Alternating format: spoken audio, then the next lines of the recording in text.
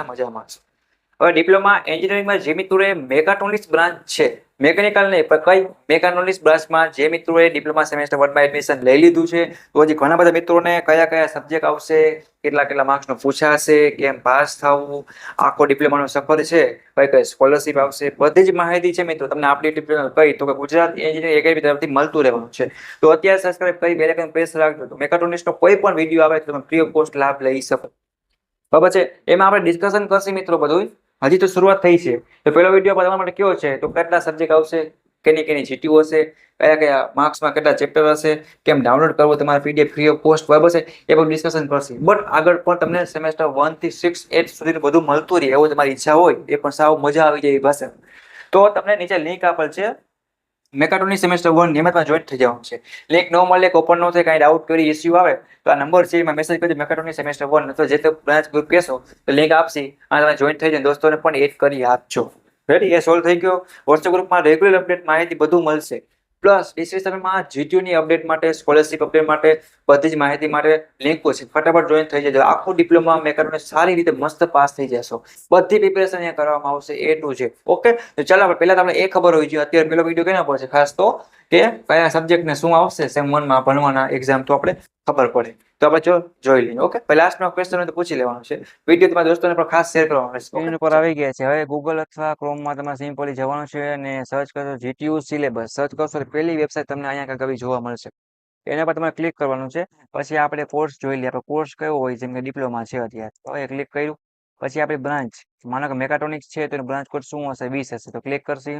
પછી સેમેસ્ટર 1 માં જોવા છે તો છેલ્લે સિલેબસ ક્યારે ચેન્જ થયો હતો, 24-25 થયો હતો તો એ સર્ચ કરશે, બરાબર છે। તો સર્ચ કરશો તમારા સમક્ષ આખી લિસ્ટ છે મિત્રો એ ઓપન થઈ જશે।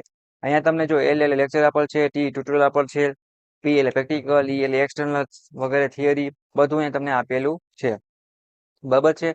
અને ઈ એટલે એન સેમેસ્ટર એક્ઝામ, પછી આપણે કેમ સ્કૂલમાં હોય તો આપણે છેલ્લે બોર્ડની આવતી એને આપણે જીટીયુમાં એન સેમેસ્ટર એક્ઝામ કહેવાય છે, તે 70 માર્ક્સની હશે અને પાસિંગમાં કેટલા હશે એમાં તો કે 23 માર્ક હશે। એ મીડ એક્ઝામ છે, બરાબર છે। આપણે કેમ 6 માસિક સ્કૂલમાં આવતી એવી રીતના અહીંયા તમારે 1.5-2.5 મહિને આવશે। ઓકે, ઇન્ટરનલ અને વાઇવા છે। વાઇવા સબમિશનમાં શું હોય મિત્રો કે આપણે જે વર્ક આપીએ તમારે કમ્પ્લીટ કરવું પડે અને ટાઈમ સાથે પૂરું કરવું પડે છે, એના પર માર્ક્સ હોય છે। એવું ના કરી શકાય ચલો આ મિડમાં પાસ થઈ જાય, આ બેમાં ફેલ થાય તો આમાં ટોપ કરીએ, આ બે 3માં રહી જાય, એવું કાંઈ કરી શકાશે નહીં। હરેક કોમ્પ્યુટર હરેક પાર્ટમાં બધામાં પાસ થવું પડશે, બરાબર છે મિત્રો। જો માનો કે ઇન્ડક્શન પ્રોગ્રામમાં કાંઈ છે નહીં, બધા 0-0 છે, મેથેમેટિક્સની વાત કરીએ એમાં મિડની એક્ઝામ હશે અને જીટીયુની હશે, બરાબર મિત્રો, તમે સમજાઈ ગયું એક વસ્તુ। પછી ઇંગ્લિશ સબ્જેક્ટ છે તેમાં મિડની પણ એક્ઝામ હશે, જીટીયુની પણ હશે, વાઇવા પણ હશે અને સબમિશન પણ હશે। સ્પોર્ટ એન્ડ યોગા છે તેમાં ખાલી ઇન્ટરનલ માર્ક્સ હશે, એન્જિનિયરિંગ ગ્રાફિક્સ છે તેમાં બધું હશે, જેમ કે બોર્ડની એક્ઝામ 70 માર્ક્સના તેમાં પાસ થવું પડશે, મિડની એક્ઝામ પાસ થવું પડશે, ઇન્ટરનલમાં 20 માંથી પાસ થવું પડશે, સબમિશન છે કોલેજમાં લાસ્ટમાં કરવાનું છે ટર્મ પતે ત્યારે, એમાં પણ પાસ થવું પડશે। પછી બેઝિક ઓફ ઇલેક્ટ્રિકલ્સ અને ઇલેક્ટ્રોનિક્સ છે તેનું ઇન્ટરનલ સબમિશન ખાલી હશે, એક્ઝામ કોઈ પ્રકારની હશે નહીં। એન્જિનિયરિંગ મટીરિયલ સાયન્સમાં બધું હશે, સબમિશન, મિડ, વાઇવા બધું, એલિમેન્ટ ઓફ મેકાટ્રોનિક્સ એમાં બધું વસ્તુ હશે। અહીંયા સી આવી જાય છે એટલે અમે આ બધી સીટડીના સબ્જેક્ટ છે, આઈટીઆઈ થી જે મિત્રો ડિપ્લોમા આવ્યા છે એ મિત્રોના છે।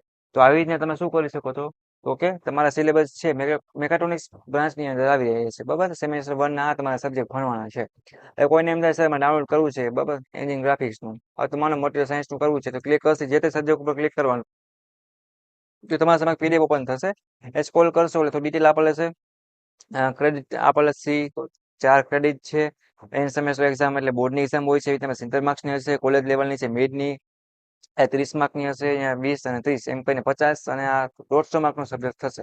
અહીંયા તમને ચેપ્ટર આપ્યા છે કે ઇન્ટ્રોડક્શન ઓફ એન્જિનિયરિંગ મટીરિયલ્સ, બરાબર, તો એની કલાક જેથી ભણવાની હોય તો કોલેજમાં આપણે શેડ્યુલ લેબ ટાઈમ હશે, લેક્ચર વગેરે ટાઈમ ટેબલ એ પ્રમાણે, અને 14 માર્ક્સનું પહેલું ચેપ્ટર હશે। આ પ્રમાણે તમે તમારી રીતે શું કરી શકો છો મિત્રો, તમારા સિલેબસ કે વગેરે સબ્જેક્ટ છે એ જોઈ શકો છો, રેડી।